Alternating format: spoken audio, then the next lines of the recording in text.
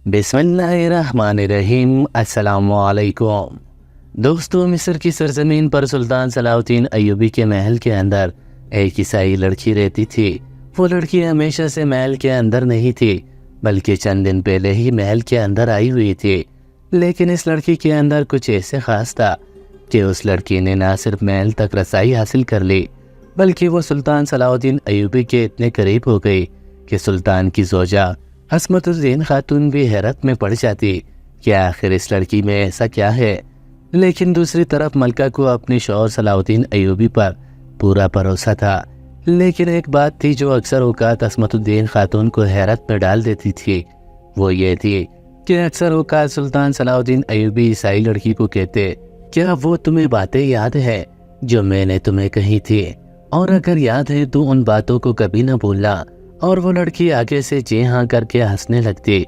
ये सुनकर मलका बड़ी हैरत में पड़ती कि आखिर सुल्तान सलाहुद्दीन अय्यूबी कौन सी बातें इस लड़की को बताते हैं और फिर इसे याद रखने का कहते हैं। खातून ने कई मर्तबा सुल्तान से यह बात पूछने की कोशिश की कि आखिर हजूर, आप इस ईसाई लड़की को जो इतनी खूबसूरत, हसीन और जमील है, आखिर आप इसे कौन सी बातें बताते हैं? कौन सी बात आपने इसे बताई है जो आप बार बार इसे कहते हैं कि क्या आपको वो बातें याद है? लेकिन कभी सुल्तान ने मलका के सवाल का जवाब नहीं दिया, और यही वजह थी कि हर आए दिन मलका के तजस्सुस में इजाफा हो रहा था। एक दिन मलका ने चुप कर देखा। जैसे ही सुल्तान कमरे में दाखिल हुए, इन्होंने इस लड़की को सलाम किया।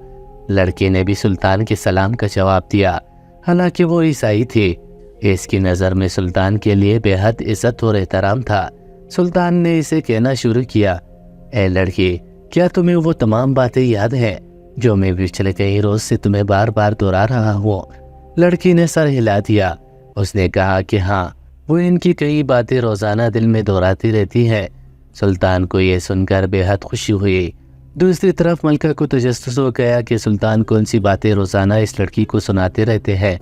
वो तो यहाँ कुछ और ही देखने आई थी, लेकिन ये दोनों तो कुछ खास बातों का जिक्र कर रहे थे।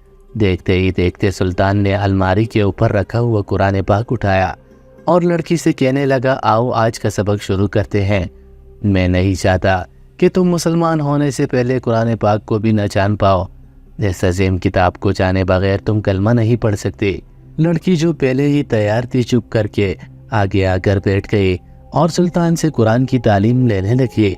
काफ़ी देर तक फिर ये दोनों कुरान मजीद पर गौर फिक्र करते रहे।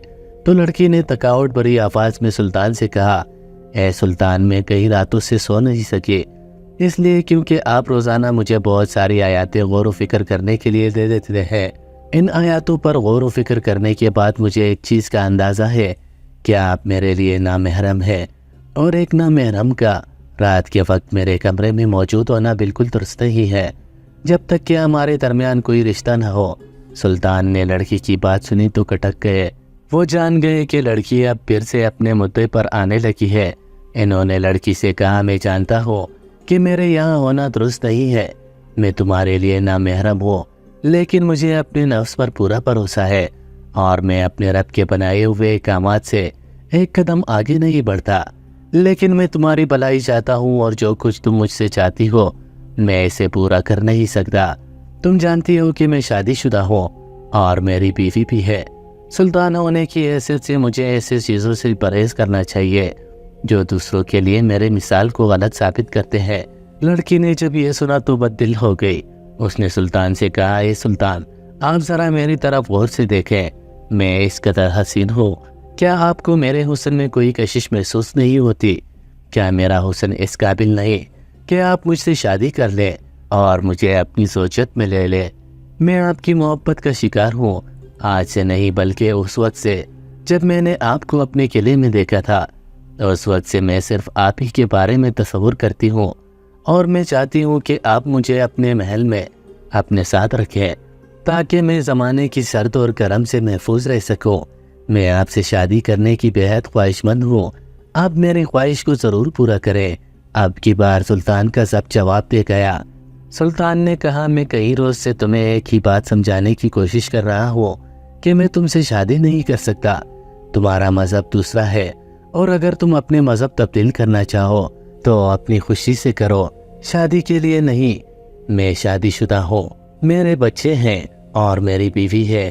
اس کے علاوہ میں کسی کے متعلق سوچنے کا خواہش مند نہیں۔ ہاں، اگر تمہیں میرے محل میں رہنے کی اتنی ہی خواہش ہے اور تم چاہتی ہو کہ میرا نام تمہارے نام کے ساتھ جڑ جائے تو میں تمہیں کسی اور رشتے میں اپنے ساتھ جوڑ سکتا ہوں۔ میں تمہیں اپنی بیٹی بنا سکتا ہوں، اپنی بہن بنا سکتا ہوں۔ جو تم چاہو میں وہ رشتہ تمہارے ساتھ جوڑ سکتا ہوں، سوائے بیوی کے رشتے کے۔ پوشیدہ جگہ میں چھپی ہوئی ملکہ نے جب اپنے شوہر کی یہ بات سنی تو اس کی آنکھوں سے آنسو بہنے لگے۔ کیسا عظیم اس کا شوہر تھا جو رات کے اس پہر ایک بے حد حسین لڑکی کی پہلو میں بیٹھ کر بھی اپنی بیوی سے محبت کا اظہار کر رہا تھا اور اپنے رب سے خوف کھا رہا تھا۔ لیکن ملکہ کے دل میں یکایک اس لڑکی کے لیے غصے کی جذبات ابھرے جو جان بوجھ کر سلطان کو ہتھیانا چاہتی تھی۔ آخر اس کا کیا مقصد تھا؟ دوسری طرف عیسائی لڑکی نے جب سلطان کا صاف جواب سنا تو اس کی آنکھوں سے آنسو بہنے لگے۔ سلطان نے کہا، آج کے بعد میں تمہارے کمرے میں نہیں آؤں گا کیونکہ تمہیں میری بات سمجھ نہیں آتی۔ ہاں، مجھے جلد اپنے فیصلے سے آگاہ کرنا کہ تم میرے ساتھ کس رشتے میں جڑنا چاہتی ہو، بہن یا بیٹی۔ میں تمہیں اپنا نام دوں گا، تمہاری سرپرستی کروں گا اور تم ہمیشہ اس محل میں رہو گی۔ یہ کہہ کر سلطان نے تہجد کی نماز کی نیت کر لی۔ ملکہ کو اندازہ ہو گیا کہ روزانہ سلطان اس کمرے میں آ کر کیا کرتے ہیں۔ لوگ جو ان کے بارے میں عجیب عجیب باتیں کرتے ہیں اور ہنسی مذاق کرتے ہیں، انہیں شرم آنی چاہیے۔ یہ جان کر کہ ان کا نیک سلطان ایک حسین عورت کے کمرے میں بھی اپنے رب کے حضور نماز ادا کرتا ہے۔ باقی کی تمام رات اسی طرح گزر گئی۔ لڑکی اپنے بستر پر موجود روتی رہی اور روتے روتے ہی سو گئی۔ جب سلطان نماز ادا کرتے رہے اور صبح اذان فجر کے وقت کمرے سے نکل گئے، ملکہ جان گئی کہ پچھلے کئی دنوں سے سلطان کی یہی روٹین ہے اور وہ اس لڑکی کا دل بدلنے کی خاطر اسے قرآن پاک کا سبق دیا کرتے تھے، اس کے سامنے نماز ادا کرنے کے لیے موجود رہتے تھے، یہ ثابت کرنے کے لیے کہ ان کا دل اور نفس کمزور نہیں، کہ وہ تنہائی میں بھی ایک لڑکی کے ساتھ موجودگی کا غلط فائدہ نہیں اٹھا سکتے۔ صبح ہوتے ہی ملکہ اپنے کمرے میں چلی گئی۔ عیسائی لڑکی اپنے کمرے میں تنہا رہ گئی۔ اس روز جب دربار لگا تو صرف عورتوں کی فریاد سننے کا دن تھا، اسی لیے سلطان کے ساتھ ملکہ بھی آ بیٹھی۔ اس کے دل میں کئی دنوں سے سلطان کے خلاف آئی ہوئی کدورات کا خاتمہ ہو گیا، لیکن وہ یہ نہیں جانتی تھی کہ آج کا دن اس کے اور سلطان کے لیے کیسا خاص ہونے والا ہے۔ ان کے گھر میں آئی ہوئی مہمان اتنی آسانی سے تو جانے والی ہرگز نہیں تھی۔ جب تمام عورتوں نے اپنی فریادیں بادشاہ کو سنا دیے اور سلطان نے ان کے مسئلے حل کر دیے تو آہستہ آہستہ کر کے دربار خالی ہونے لگ گیا۔ یہی وقت تھا کہ اچانک لڑکی کے کمرے کا دروازہ کھلا اور وہ روتی چیختی چلاتی دربار میں آ پہنچی۔ اس کا مخاطب سلطان تھا۔ وہ رو رو کر سلطان سے کہہ رہی تھی، اے سلطان، میری مدد کریں۔ آپ مجھ سے شادی نہیں کرنا چاہتے مت کریں، لیکن میری مدد ضرور کریں، ورنہ وہ لوگ میرے مظلوم باپ کو مار ڈالیں گے اور میری زندگی برباد کر دیں گے۔ بادشاہ نے جب یہ سنا تو حیران رہ گئے۔ اتنے دنوں سے محل میں رہنے والی اس لڑکی کے دل پر کیا گزر رہی تھی؟ وہ کس ظلم کی بات کر رہی تھی؟ اس کا باپ کہاں تھا؟ یہ سارے سوال ایک کے بعد ایک سلطان کے ذہن میں سر اٹھانے لگے۔ ملکہ نے جلدی سے آگے بڑھ کر اس حسین لڑکی کو سنبھالا اور اسے کہا کہ تسلی اور اطمینان سے سلطان کو بتاؤ کہ آخر تمہارا مسئلہ کیا ہے؟ آخر تم اس محل میں کیوں آئی ہو؟ کیا چاہتی ہو تم نے اپنے باپ کے متعلق پہلے کیوں نہیں بتایا؟ لڑکی زاروں قطار رونے لگی اور نیچے بیٹھ گئی۔ روتے روتے اس کا گلا روند گیا۔ اس نے سلطان سے کہنا شروع کیا، اے سلطان، میں اس محل میں صرف آپ سے شادی کی خواہش میں آئی تھی، اسی لیے نہیں کہ آپ کے لیے میرے دل میں کوئی محبت تھی، بلکہ میں تو آپ سے تعظیم کے رشتے میں جڑی ہوئی تھی، کیونکہ میں نے آپ کے بے حد تعریفیں سنی تھی۔ میرے یہاں آنے کا مقصد تو کچھ اور تھا۔ سلطان، آپ کو وہ عظیم قلعہ یاد ہے جس میں آپ مجھے پہلی دفعہ ملے تھے؟ اس قلعے کے وہ شیطان صرف پادری، وہ آپ کو پہلے سے جانتے تھے۔ اس روز جب انہوں نے آپ کو محل کے اندر دیکھا تو ان کے اندر ایک شیطانی سوچ جاگ اٹھی۔ ان پادریوں نے مجھے عرصہ دراز سے اپنے قلعے میں قید کر رکھا تھا۔ میں وہاں ایک واحد عورت ہوں۔ آپ سوچ سکتے ہیں کہ میرے ساتھ ان سب کی موجودگی میں کیا سلوک ہوتا ہوگا۔ شاید آپ کے ذہن میں یہ سوال آ رہا ہو کہ میں وہاں پر کیوں رہتی ہوں؟ میں اپنے باپ کے ساتھ وہاں سے چلی کیوں نہیں جاتی؟ اس کا جواب تو یہ ہے کہ میں ایک بے حد بدقسمت لڑکی ہوں جس کے باپ کو عرصہ دراز سے ان لوگوں نے اپنے پاس غلام بنا رکھا ہے۔ میرا مظلوم باپ اپنی آزادی کی خواہش میں دن کاٹ رہا ہے۔ اس کی آزادی کی قیمت میرے لیے یہ مقرر کی گئی تھی کہ میں آپ کو شادی کی لالچ میں گرفتار کر سکوں، محل میں آؤں اور آپ کی ملکہ بن کر اس محل پر قبضہ کر لوں۔ اس کے بعد رفتہ رفتہ میں ساری فوج کو اپنے اختیار میں لے لوں، آپ کو قتل کر ڈالوں تاکہ وہ شیطان پادری اس محل پر بھی قبضہ کر سکے اور اس پوری سلطنت میں وہی نجس کھیل جاری رکھ سکے جو انہوں نے اس قلعے میں رچا رکھا ہے۔ لڑکی نے اتنی بڑی بات ہی مشکل سے مکمل کی۔ اس نے اپنے دل کا قرب سلطان سے کہہ دیا، لیکن سلطان نے اس سے پوچھا کہ آخر اتنے دنوں کے بعد ہی اس نے یہ راز کیوں اگلا؟ پہلے ہی دن اس نے سلطان سے مدد کیوں نہ مانگ لی؟ کئی روز تک وہ مسلسل شادی کا تقاضا کیوں کر رہی تھی؟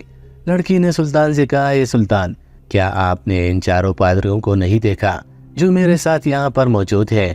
وہ میری حفاظت کے لیے نہیں بلکہ میری نگرانی کے لیے مامور کیے گئے ہیں۔ اس روز انہوں نے مجھے پادریوں کے سربراہ کا ایک خط لا کر دیا تھا جس میں یہ کہا گیا تھا کہ اگر جلد میں نے اپنے کام مکمل نہ کیا تو میرے باپ کو مار ڈالیں گے۔ اور آج جب میں نے ایک پہرے دار کو یہ بتایا کہ آپ نے میرے ساتھ شادی سے انکار کر دیا تو جانتے ہیں انہوں نے میرے ساتھ کیا کیا؟ یہ کہ ساتھی عورت نے اپنی کلائی پر سے اپنا لباس ہٹایا۔ وہاں خنجر سے لگائے جانے والے ایک گہرا زخم تھا۔ عیسائی لڑکی نے کہا، یہ زخم مجھے اس پہرے دار نے دیا ہے صرف اس بات کی نشانی کے طور پر کہ اگر میں نے آپ سے شادی میں کامیابی حاصل نہ کی تو وہ ایسے ہی زخموں سے میرے باپ کو مار ڈالیں گے اور اس کے بعد میری باری آ جائے گی۔ اس لڑکی کی یہ بات سن کر اور اس کے زخم کو دیکھ کر سلطان آگ بگولا ہو گئے۔ وہ پہلے ہی اس لڑکی کو اپنی بیٹی یا بہن کی نظر سے دیکھتے تھے اور اب جب انہوں نے اس کے ساتھ یہ ظلم ہوتا ہوا دیکھا تو ان سے برداشت نہ ہوا۔ سلطان نے وزیر کو حکم دیا کہ ان چاروں پہرے داروں کو گرفتار کر کے جلد ان کے سامنے پیش کیا جائے۔ وزیر نے ان کی بات ماننے میں تاخیر نہ کی، لیکن پہرے دار محل کے اندر ہوتے تو ملتے۔ شاید وہ یہ بات جان گئے تھے کہ ان کی بھیجی گئی لڑکی نے ان کے ساتھ غداری کی ہے اور وہ سلطان کے ساتھ وفاداری کا ارادہ کر چکی ہے۔ نہ جانے انہیں یہ بات کیسے پتہ چلی، لیکن محل میں ان کے موجودگی کہیں نہ ملی۔ اس بات نے لڑکی کو بے حد خوفزدہ کر دیا۔ اس نے سلطان سے کہا کہ اے سلطان، میں نہیں جانتی کہ اب وہ یہاں سے جا کر میرے باپ کے ساتھ کیا سلوک کریں گے۔ میں چاہتی ہوں آپ جلد از جلد میرے باپ کو آزاد کروا دیں۔ لڑکی سے زیادہ سلطان کو خود اس بات کی فکر تھی کہ ایک بوڑھا مجبور باپ شیطانوں کے قبضے میں ہے اور وہ اپنی بیٹی کے لیے قربانی دے رہا ہے، لیکن اب اس کی قربانی کی ضرورت نہیں تھی کیونکہ سلطان حقیقت جان گئے تھے۔ لڑکی نے محل کی خفیہ راستوں اور نقشوں کی نشاندہی کر دی۔ سلطان نے جب اس شاندار قلعے کے اس قدر خفیہ نقشے اور راستوں کی جانکاری حاصل کی تو حیران رہ گئے۔ ایک قدیم نقشے پر بنا ہوا قلعہ جو بظاہر پادریوں کی رہائش گاہ تھا، در حقیقت ایک پورا فوجی اڈا تھا جہاں پر پادری اپنے شیطانی ارادوں کو تکمیل تک پہنچاتے تھے۔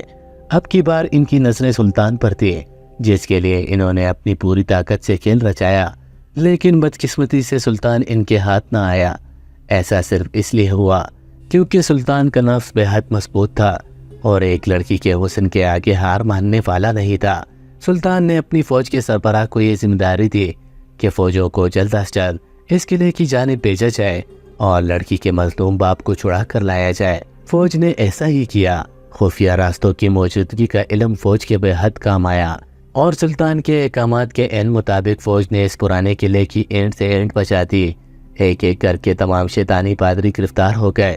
کچھ فرار ہونے میں کامیاب تو ہو گئے لیکن ان کا گروہ ٹوٹ چکا تھا۔ جب لڑکی نے یہ سنا کہ تمام پادری گرفتار ہو چکے ہیں تو بے حد بے چین ہو گئی۔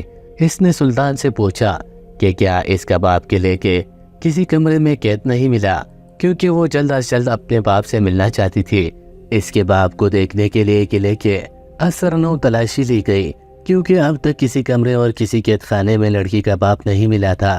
لمبے عرصے کی تلاش کے بعد آخرکار لڑکی کا باپ ایک کال کوٹری سے برآمد ہوا، لیکن لڑکی کی بے حد بدقسمتی کے اس وقت تک اس کا باپ مر چکا تھا۔ اس کی آنکھوں میں زندگی کی کوئی حسرت نہیں تھی کہ وہ اپنی بیٹی کی آزادی دیکھ سکتا۔ سلطان نے جب یہ دیکھا تو ان کے دل میں گہرا افسوس بھر گیا۔ کاش کہ یہ لڑکی انہیں پہلے یہ بتا دیتی تو وہ اس بوڑھے شخص کی جان بچا پاتے۔ اپنے باپ کی موت کا سن کر عیسائی لڑکی کا دکھ سے برا حال تھا۔ وہ رو رو کر مری جا رہی تھی۔ کئی روز کی کاوش کے بعد بھی وہ اپنے باپ کی جان نہ بچا پائی اور شیطانی پادریوں نے اس کے باپ کو آخرکار مار ہی ڈالا۔ لڑکی کی کوئی قربانی کام نہ آئی، لیکن اس کے باپ کی دردناک موت نے لڑکی کے دل سے اپنے مذہب کے خلاف سارے جذبے نکال دیے۔ اسے عیسائیت سے بے پناہ نفرت ہو گئی۔ اسے یاد آئی تو وہ آیا جو سلطان اسے رات کے اندھیرے میں سنایا کرتے تھے، جن میں محبت اور احسار کی باتیں تھیں، جن میں حقوق کی باتیں تھیں، وہی باتیں جن پر عمل کر کے سلطان نے ایک بے مثال سلطنت قائم کر رکھی تھی۔ لڑکی نے اسی وقت فیصلہ کر لیا کہ وہ عیسائیت سے دستبردار ہو جائے گی اور کلمہ پڑھ کر مسلمان ہو جائے گی۔ سلطان اسے اپنے ساتھ محل واپس لے آئے اور اسے کلمہ پڑھا کر مسلمان کر دیا۔ ملکہ نے اسے اپنی سرپرستی میں لے لیا اور اسے اپنی چھوٹی بہن کی طرح سمجھانے لگی۔ وہ جان گئی تھی کہ یہ معصوم لڑکی صرف اور صرف دوسروں کے اشاروں پر چل رہی تھی۔ در حقیقت اس کا سلطان سے شادی کرنے کا کوئی ارادہ نہیں تھا۔ ان لوگوں کی اس نیکی نے لڑکی کو تمام عمر کے لیے ان کا غلام بنا دیا اور وہ پورے تابعداری سے محل میں رہنے لگی۔ مزید ایسی سبق آموز واقعات اور کہانیوں کے لیے ہمارے چینل دل جمیل سیریز کو ضرور سبسکرائب کر لیجیے گا۔ اللہ حافظ۔